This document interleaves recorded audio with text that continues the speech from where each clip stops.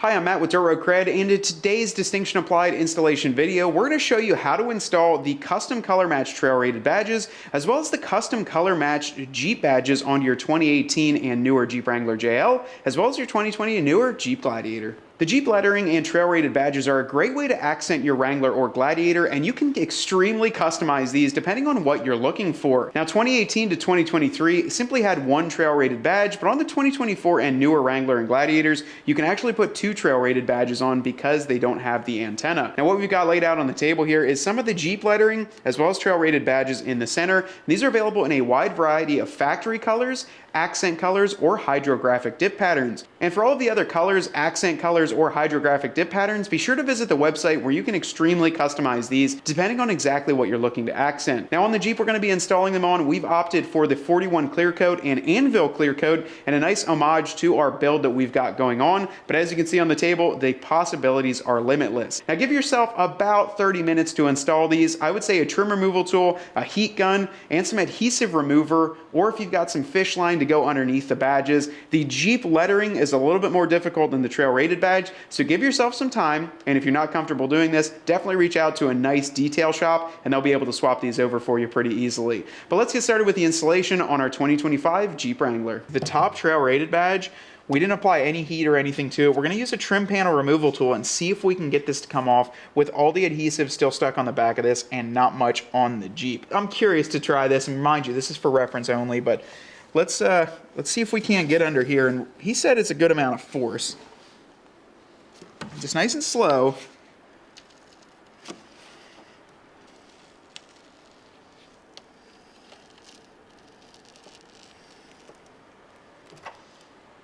Okay, he was correct. Look at that. That actually came off quite clean here.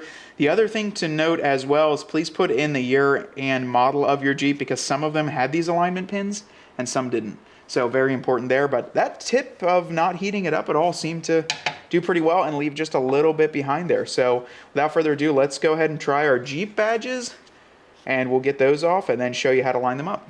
So the first step before you remove the Jeep letters here is to go ahead and grab yourself some blue painter's tape, because we want to note where the Jeep letters actually sat. Now we've got our Wrangler sticker here, which is only on 2024 or 2023 and newers. But we're going to take some blue painter's tape, and what I'm going to do is basically just line this up at the bottom edge of the P.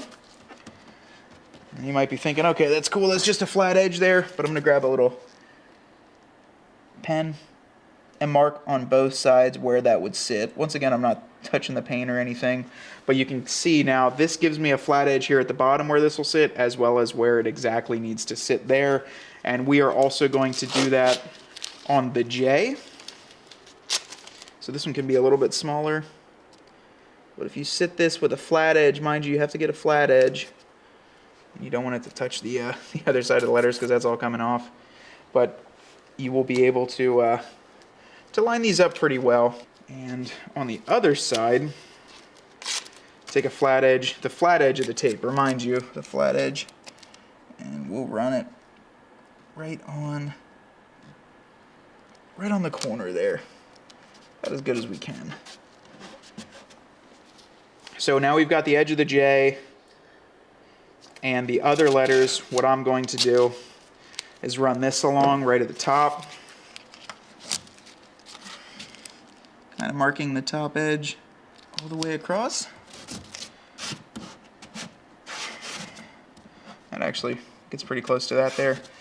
But then I'm just putting a little line where I think the center of those letters are, and then on this one, just putting the edge of the top of the P too. This one's more fun, so I'm going to put a little bit more tape, because we will be using some adhesive remover, and it gets kind of interesting, so we're just trying to mask it off a little bit more here, so that way it doesn't run down through, and the overspray can be removed. Now it depends on which one you use too. If you use more of an aggressive adhesive remover, you got to be careful and really read the instructions with that. But in our case, we're not using too rough of one. It does take a little bit longer, but you want to get this to be as clean as you can underneath, because if you've got stuff in the E here or inside the P, when you go to put the new ones on, you'll see it. Oh, that's even more perfect. It left all the adhesive, but pulled it off of the J.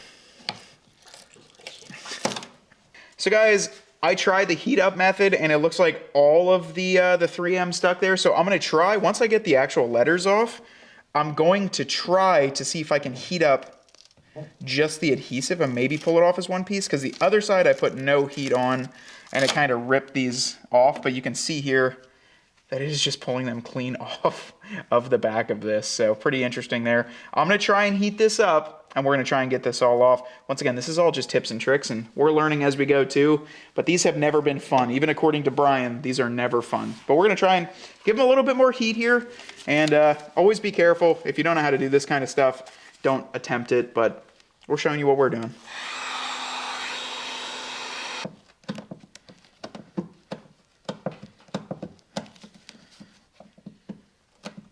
It almost seems like if you can get under it like that and see how this was like rolling, and it like, look, it's all bare.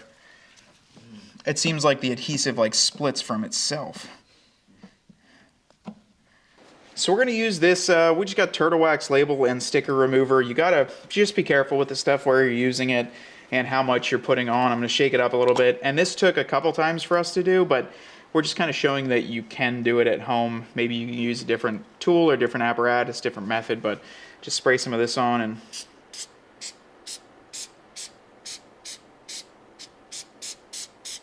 we're gonna let that sit for a minute or two and begin the process of starting to get this off. Now guys, this is where I would say the fun begins, because with that particular brand that we're using, you're gonna be doing this a few times. And every time you do it, just kind of takes a layer of the adhesive off. I'm trying to get as much off, and you've really got to just keep doing it with this and making sure that it's not, you're not hurting your paint, you're not hurting anything underneath. But you can see it's just kind of peeling off layer by layer.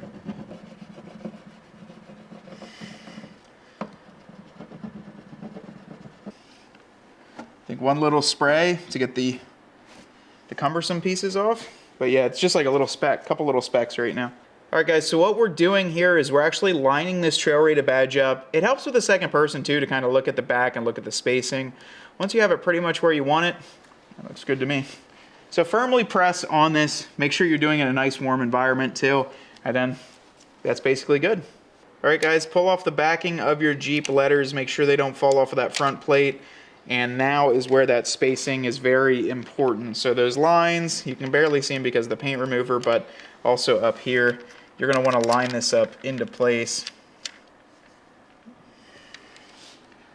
Once you're happy with the location, press it into place, leaving that cover on too, so that way you don't get all your junk all over that's on your hands, especially if you just removed all the other adhesive, and make sure that it's really pushed down nice. I guess I would say too, don't push too crazy because you can actually see the fender moving when you do that, but man, these are gonna look so slick. Let's pull this off too.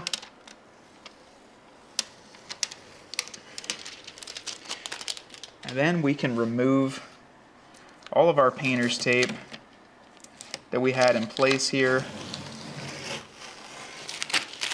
And this was just as a layer of protection for the Jeep while we were working on it. All right, so here's a great example of when you're ordering this product on how to determine which is the face or the outside color and which is the letter lines or the back side of it.